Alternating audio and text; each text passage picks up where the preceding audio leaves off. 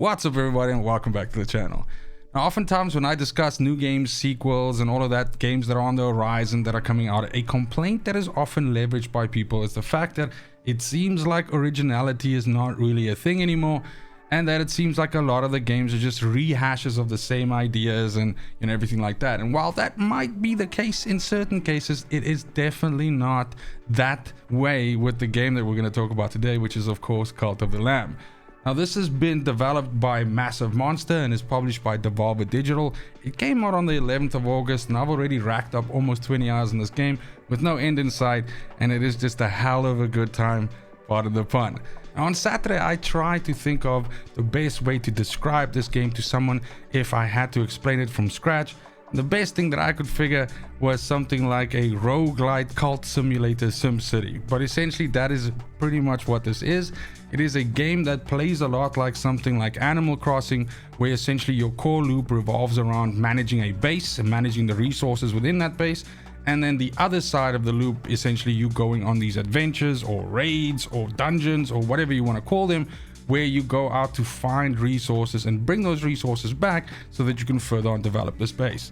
Now, where this game puts a unique spin on that is of course the whole aesthetic of it. You are essentially, put in charge of creating a cult for this god, and you essentially have to muster minions and people to worship you and indirectly this god, of course, which empowers you with resources and devotion, which allows you to unlock further expansions to the base and everything like that, while at the same time fighting other false gods on these raids, these dungeons that you go on, where you also further on try to gather more resources, more recipes for buildings for your base, and so on and so forth. I gotta say, the game does so many things so right, starting with the art style just being this quirky, you play as a sheep, and the sound design is on point with that. The art style is this weird 2.5 kind of like the setup, and essentially you have this very sharp combat system, which is super responsive, both in a melee and a dodging kind of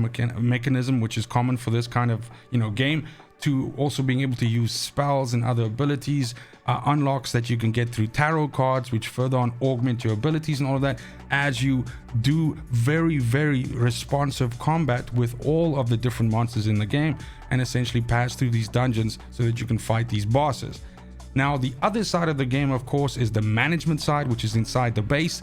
And this is also fantastically done with, as usual with a game of this type, it essentially starting out with almost everything having to be manually done by you.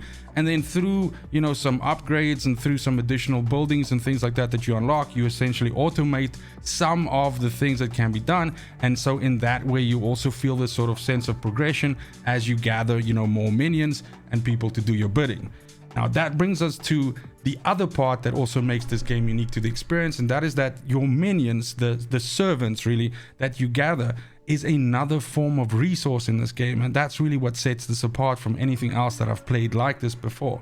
While your servants are walking around and they do things like mine for you and worship you and provide you with the devotion resource, through the tech tree and through expansions in the game, you also unlock additional ways of using the minions. So for instance, being able to sacrifice one and absorb his strength, or for example, resurrecting one that has passed away.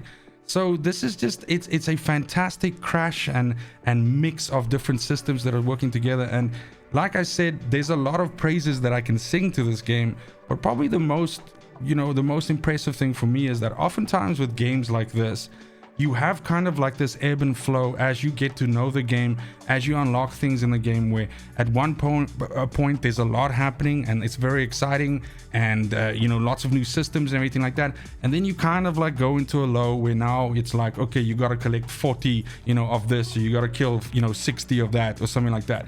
And so then the game doesn't always, fire at all times. There's some low moments in a way where you can kind of like maybe lose a little bit of interest, and you might get a little bit bored.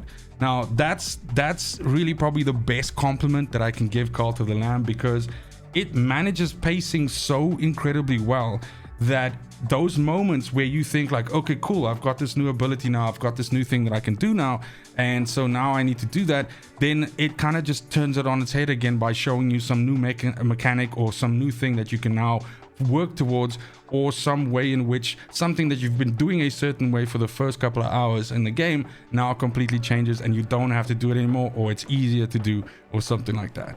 Now, Cult of the Lamb is out on literally every platform that you can think about. I mean, I'm personally playing it on Steam on PC, but I know that it's on the Switch, it's on Xbox One, PS4, PS5. I believe it's even on the Stadia, so it's pretty much available essentially anywhere to play, and it has really, really low, system requirements, which is also usually something that helps a lot with this, because you don't need the latest, PC with all the bells and whistles to essentially play it. Now, it is a single player game only, so unfortunately there's no multiplayer aspect to it, and I don't think there's anything coming. But what the developers, what Massive Monster have shared is, and even there's a roadmap button that you can press in the game, is that there is DLC coming to the game down the line, and you can clearly see that DLC, whether it's paid or whether it's free, fits into what this game provides, because you can easily expand upon the bosses that you have to chase down.